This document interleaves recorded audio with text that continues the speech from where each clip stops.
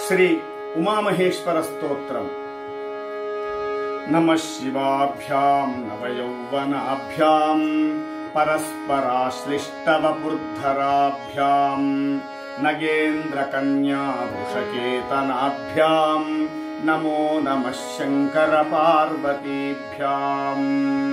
नमः शिवाभ्याम् सरसोत्सवाभ्याम् नमस्कृताभीष्टवरप्रदाभ्याम् नारायणेनार्चितपादुकाभ्याम् नमो नमः शंकर पार्वतीभ्याम्।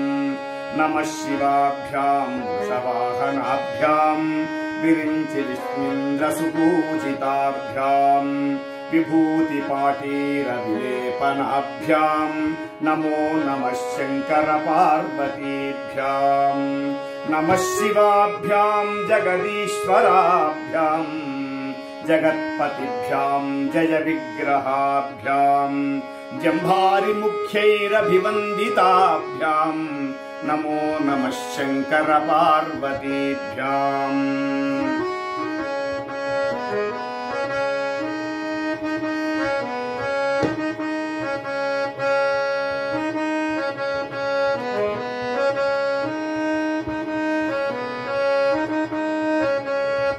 नमः शिवाभ्याम् परमौषधाभ्याम् पञ्चाक्षरी पञ्जररञ्जिताभ्याम् प्रपञ्च सृष्टिस्थिति संहृताभ्याम् नमो नमः शंकर पार्वतीभ्याम्।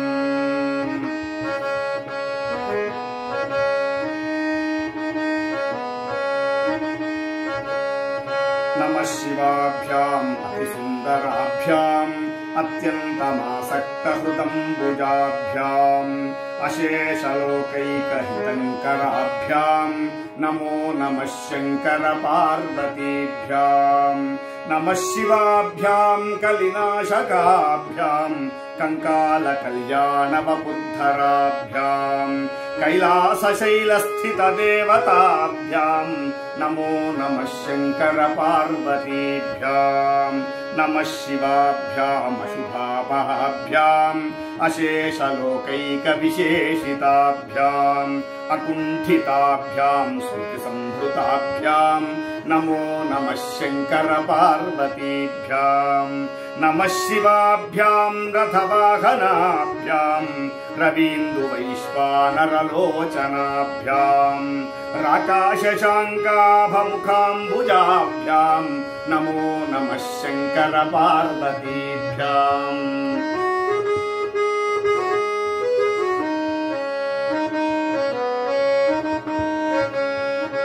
नमः शिवाभ्याम् जटिलन्धराभ्याम् जरामृतभ्याम् च विवर्जिताभ्याम् जनार्दनाब्जोद्भवपूजिताभ्याम् नमो नमः शंकर पार्वतीभ्याम्।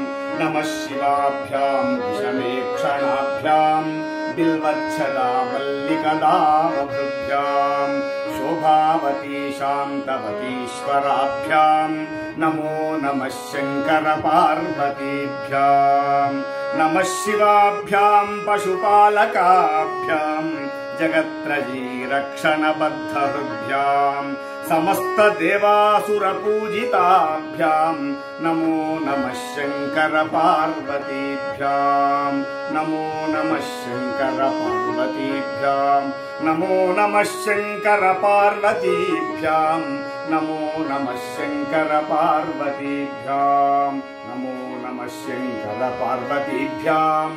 नमो नमः शंकर पार्वतीभ्याम्। श्रीमच्छंकराचार्य विरचितम् श्री उमामहेश्वर स्तोत्रम्। नमः पार्वतीपतये हर हर महादेव।